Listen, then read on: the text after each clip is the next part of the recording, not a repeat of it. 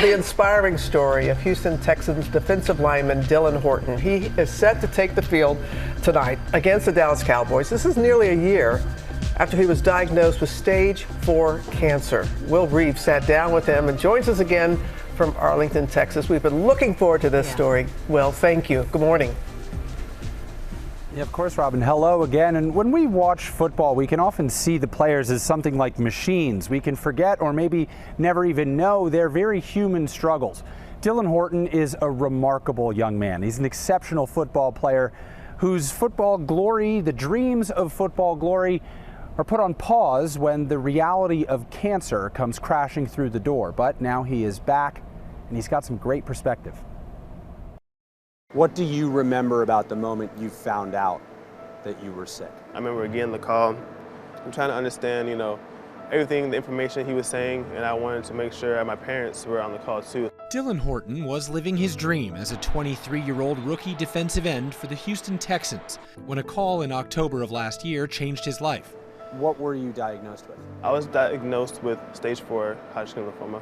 What do you remember feeling in that moment when you heard those words? I feel like there was a lot of emotions initially. Were you afraid? I feel like it was a common fear just to be kind of nervous, but I just know that, God's on my side. He's not gonna bring me to a situation where he doesn't think I'm prepared to handle. Stage 4 is the most advanced stage of Hodgkin's lymphoma, which is a type of cancer of the lymph system, often starting in the lymph nodes. The 6'4", 275-pound Horton was losing weight, sweating through the night, suffering from fatigue. Were you afraid that this NFL career that you'd worked so long and hard for might be over just as soon as it began? I feel like my first goal was just getting back healthy and then understanding that I worked hard just to get to the NFL. It's going to be hard to stay in the NFL regardless of what I was going through. And so now I'm going through this.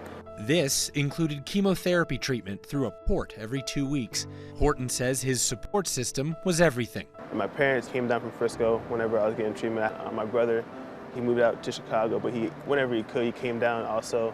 Horton's parents also made the 5-hour drive from Frisco to Houston to watch their son tell his story to GMA. Well, they know I love them. I love y'all. Thank you.